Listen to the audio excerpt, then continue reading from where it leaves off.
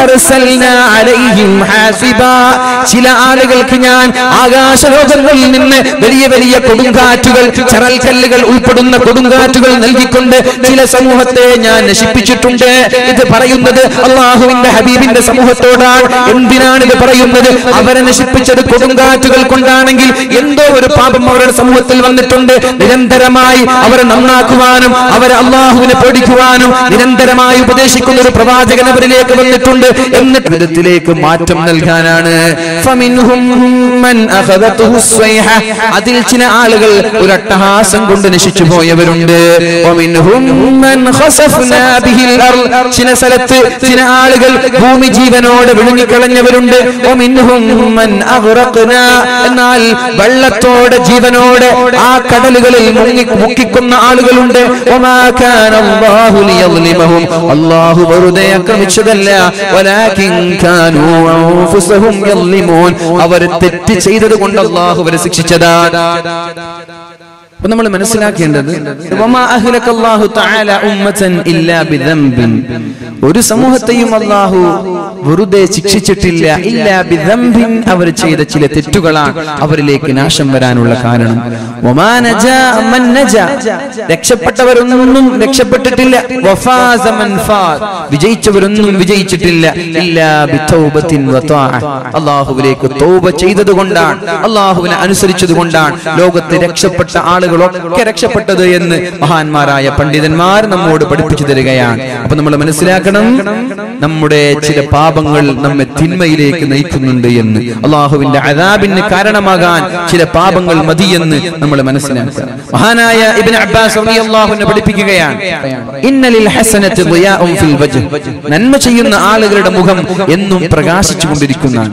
അത് നമ്മൾക്ക് ചില പണ്ഡിതന്മാരൊക്കെ കാണുമ്പോൾ വല്ലാതൊരു പ്രകാശമുണ്ടാവും.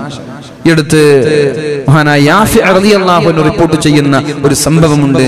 ഒരു സുമുഖനായ ഒരു ചെറുപ്പക്കാരൻ, ആ ചെറുപ്പക്കാരന് എന്നും നല്ല കസ്തൂരിയുടെ സുഗന്ധമാണ്. നമ്മൾ ശ്രദ്ധിക്കേണ്ട വിഷയമാണ്. പ്രത്യേകിച്ചിട്ട് ചെറുപ്പക്കാരൊക്കെ വളരെ നല്ല രീതിയിൽ ശ്രദ്ധിക്കുകയും ഇതൊക്കെ ജീവിതത്തിൽ പകർത്തുകയും ചെയ്യണം. ഇത് അല്ലാഹുവിന്റെ ദൃഷ്ടാന്തമാണ്. ചില ആളുകളിലൂടെ അല്ലാഹു മറ്റു ചില ആളുകൾക്ക് പാഠമായി പഠിപ്പിക്കുകയാണ്.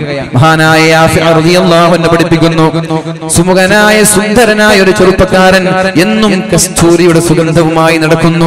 എവിടെ പോയാലും ആ ചെറുപ്പക്കാരന്റെ ശരീരത്തിൽ നിന്ന് മനോഹരമായ കസ്തൂരിയുടെ സുഗന്ധം വരുന്നുണ്ട്.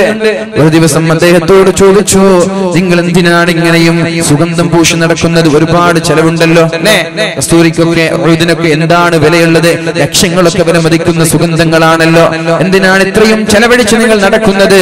എവിടെ നിന്നാണ് നിങ്ങൾക്ക് അതിനുള്ള തുക എന്ന് ചോദിക്കുമ്പോഴാണ് സുമുഖനായ സുന്ദരനായ ചെറുപ്പക്കാരൻ പറഞ്ഞത്, ഇത് എനിക്ക് ഞാൻ സുഗന്ധം ഉപയോഗിച്ചിട്ടുള്ള മണമല്ല, സുഗന്ധമല്ല, ഇത് അല്ലാഹു എനിക്ക് തന്ന സുഗന്ധമാണ്. ഇതിന്റെ പിന്നിൽ ഒരു സംഭവമുണ്ട്. ഒരു ദിവസം ഞാൻ എന്റെ ബാപ്പയുടെ എന്റെ ഉപ്പയുടെ കടയിൽ ഇങ്ങനെ ജോലി ചെയ്യുമ്പോഴാണ് ഞാൻ വല്ലാത്ത സൗന്ദര്യത്തിന്റെ ഉടമയാണ്. പണ്ടേ എനിക്ക് സൗന്ദര്യമുണ്ട്.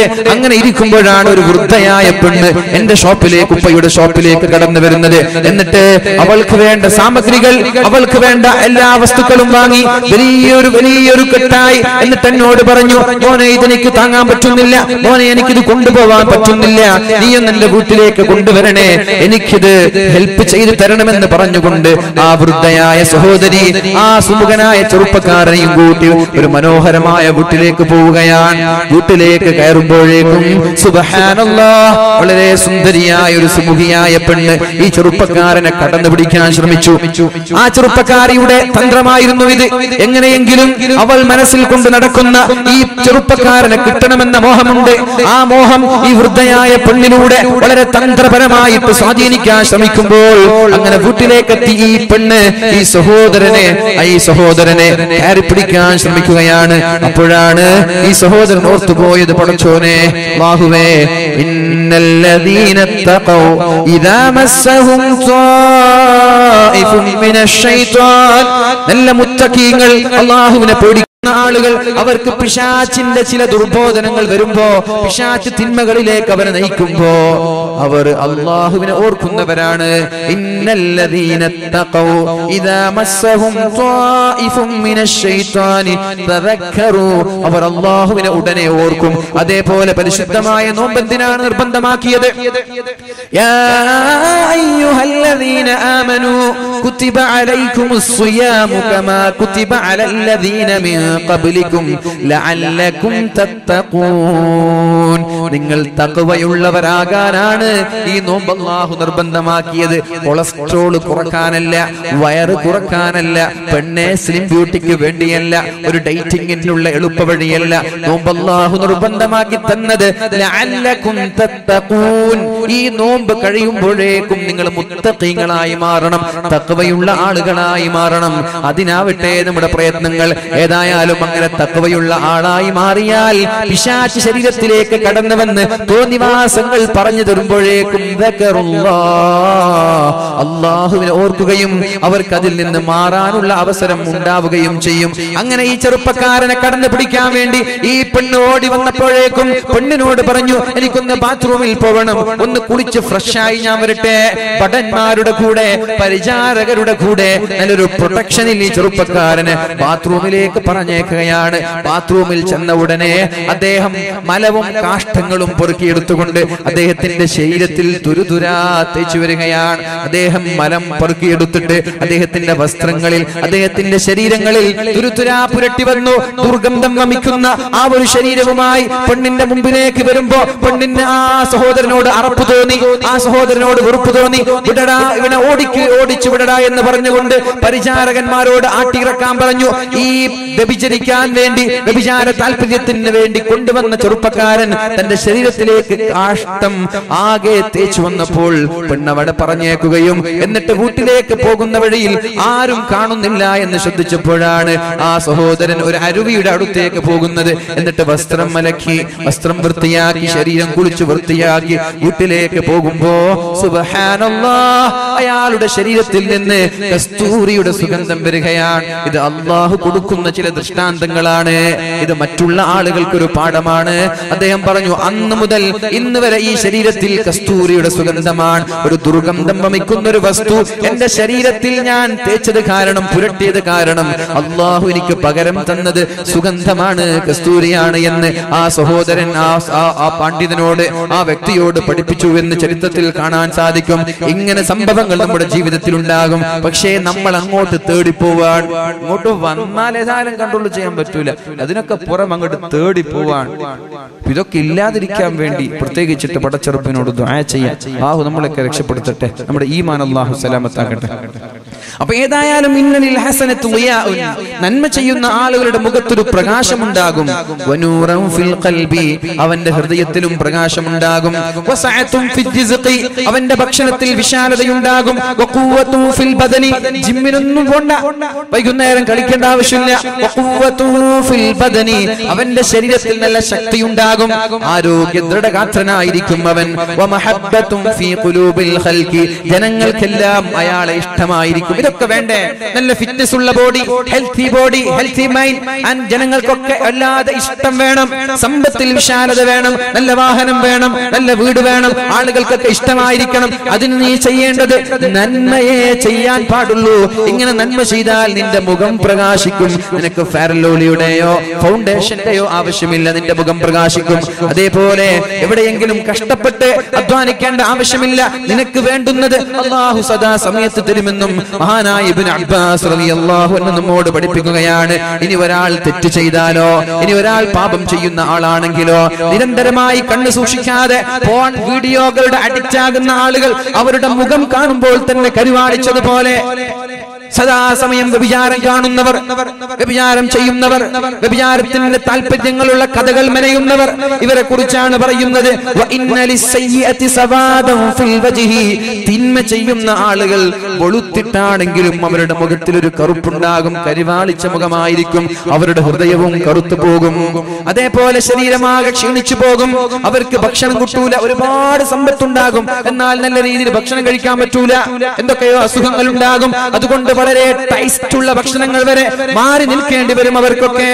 വവഹിനൻ ഫിൽ ബദനി വനഖ്സം ഫിൽ ജിസ്ഖി വബുലം ഫീ ഖുലൂബിൽ ഖൽഖി. ജനങ്ങൾക്കെല്ലാം അവരെ വെറുപ്പായിരിക്കുമെന്ന് മഹാനായ ഇബ്നു അബ്ബാസ് റളിയല്ലാഹു അൻഹു നമ്മോട് പഠിപ്പിക്കുകയാണ്. അതേപോലെ മുജാഹിദ് റഹിമഹുല്ലാഹ് അദ്ദേഹം പറയുന്നുണ്ട്, ഇന്നൽ ബഹായിമ, ലോകത്തുള്ള സകലമാന മൃഗങ്ങളും ലതൽഅനു ബനി ആദം, ആദം സന്തതികളെ ശപിച്ചുകൊണ്ടേയിരിക്കുമെന്ന്. നമ്മുടെ വീട്ടിലുള്ള നാൽക്കാലികൾ, നമ്മുടെ റോഡ് സൈഡിൽ അലക്ഷ്യമായി നടന്നു നീങ്ങുന്ന പേപ്പട്ടികൾ, മനുഷ്യനെക്കാളും വില ഇന്ന് നായകൾക്കാണല്ലേ?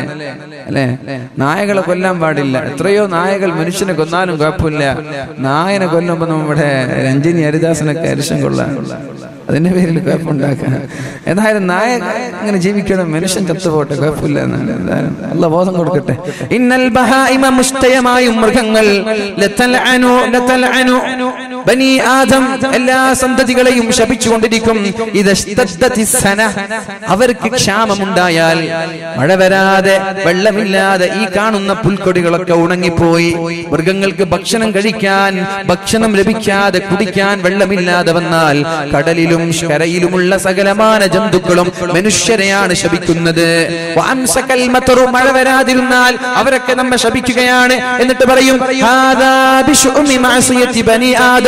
ആദം സന്തതി തെറ്റ് ചെയ്തത് കൊണ്ടാണ് ഇങ്ങനെയൊക്കെ സംഭവിക്കുന്നത് എന്ന് മൃഗങ്ങൾ പറയുമെന്ന് മഹാനായ മുജാഹിദ് റളിയല്ലാഹു അൻഹു നമ്മോട് പറയുകയാണ്. ഏതായാലും എന്റെ വാക്കുകൾ ഉപസംഹരിക്കുകയാണ്. അല്ലാഹു തആല ഒരു ആയത്ത് കൂടി നമ്മോട് ഉണർത്തുന്നുണ്ട്. ബിസ്മില്ലാഹിർ റഹ്മാനിർ റഹീം. വലൗ അന്ന അഹ്ലൽ ഖുറാ ആമനൂ واتقوا لفتحنا عليهم بركات من السماء والأرض ولكن كذبوا فأخذناهم بما كانوا يكسبون أفأمن أهل القرى أن يأتيهم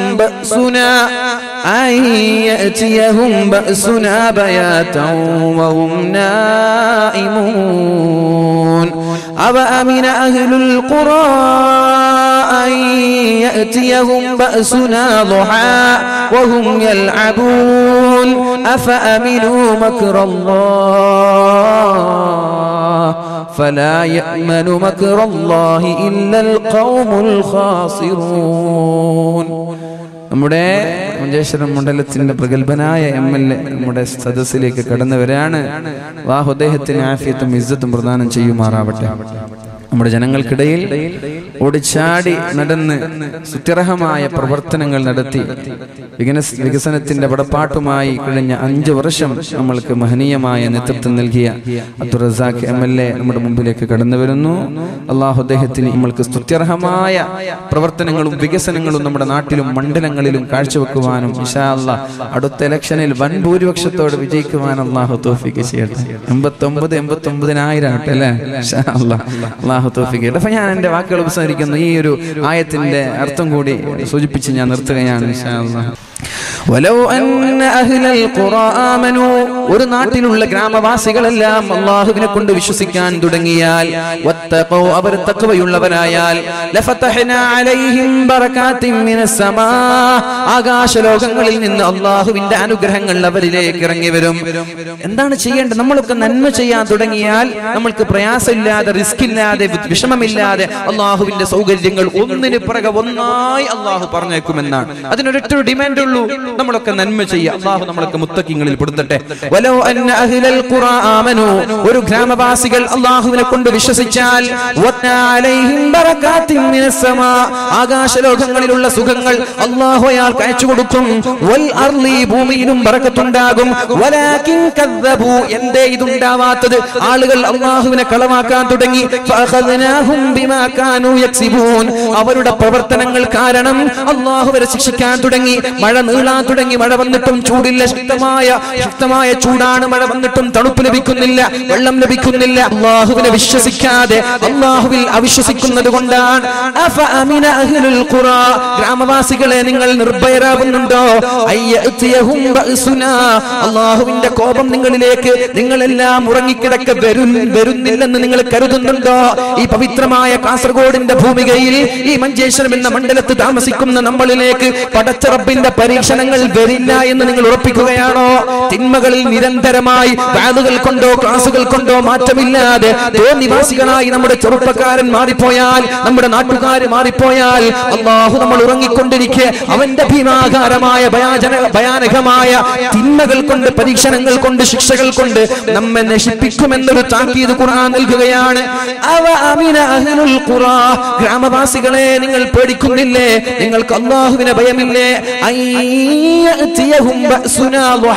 നിങ്ങളൊക്കെ രാവിലെ പ്രഭാതങ്ങളിൽ ക്രിക്കറ്റും ഫുട്ബോളും കളിച്ചുകൊണ്ടിരിക്കുമ്പോ, മൊബൈൽ ഫോണുകളിലും സ്മാർട്ട് ഫോണുകളിലും മിനിമിൽറ്റി കളിച്ചുകൊണ്ടിരിക്കുമ്പോ അല്ലാഹുവിന്റെ ശിക്ഷ നിങ്ങളിലേക്ക് വരില്ല എന്ന് നിങ്ങൾക്ക് തോന്നുന്നുണ്ടോ?